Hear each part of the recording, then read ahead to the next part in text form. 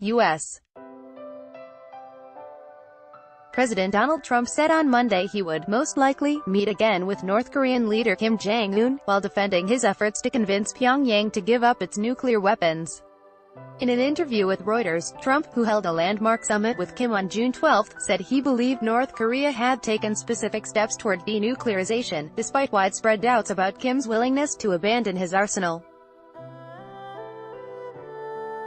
Sponsored while insisting that a lot of good things are happening with North Korea, Trump complained that China was not helping as much as it had in the past because of its trade dispute with the United States. Trump, who faced the North Korean challenge as soon as he took office in January 2017, said he had only been working on the North Korean issue for 3 months, whereas his predecessors had been working on it for 30 years. I stopped North Korea's nuclear testing. I stopped North Korea's missile testing. Japan is thrilled. What's going to happen? Who knows? We're going to see, he said. At their summit in Singapore, Kim agreed in broad terms to work toward denuclearization of the Korean peninsula, but North Korea has given no indication it is willing to give up its weapons unilaterally as the Trump administration has demanded. Trump has hailed the Singapore summit as a success and went as far as saying North Korea no longer posed a nuclear threat. South Korea's presidential Blue House said on Tuesday Trump's mention of the possibility of another summit with Kim could be a sign of progress in their relations. We think it is part of a process for achieving the two leaders' resolve for the denuclearization and peace of the Korean peninsula, spokesman Kim Uekyom told reporters. Kim Jong-un and South Korea's President Moon Jae-in agreed at their summit in April to push to declare an official end to the 1950-53 Korean War together with the United States. Seoul officials see the UN General Assembly in New York next month as a desirable venue for the declaration, but said they are flexible about its formality. We hope that North Korea-US relations would make rapid progress and bear fruit, the spokesman Kim said.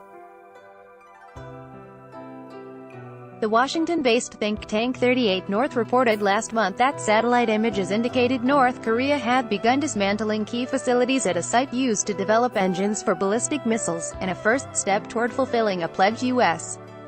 officials say he made to Trump at the summit. However, several members of the U.S. negotiating team, speaking on the condition of anonymity, said they had seen no progress toward denuclearization and no sign that North Korea was prepared to negotiate seriously until the United States promised relief from sanctions in return.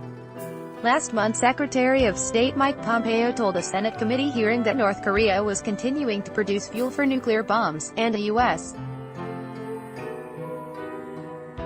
official said U.S. spy satellites detected renewed activity at the North Korean factory that produced missiles capable of reaching the United States. In the interview, Trump credited his great chemistry with Kim for easing a nuclear standoff that last year raised fears of a new Korean war. I like him. He likes me, he said. There's no ballistic missiles going up. There's a lot of silence. I have very good personal relations with Chairman Kim, and I think that's what holds it together. Asked whether another meeting with Kim was on the horizon, Trump said, "It's most likely we will, but I just don't want to comment," but he offered no details on the timing or venue. Critics say Trump made too many concessions to Kim by agreeing to hold the summit in the first place and then suspending joint U.S.-South Korea military drills while gaining little in return. Asked whether North Korea had taken specific steps to denuclearize other than blowing up its main nuclear bomb test site ahead of the summit, Trump, "I do believe they have." But he did not elaborate. He also pointed to North Korea's pre-summit handover of 3 American detainees. Additional reporting by John Walcott in Washington and Hyun Hee-shin in Seoul, writing by Matt Spettelnick and David Brunstrom, editing by James Dalglish and Michael Perry.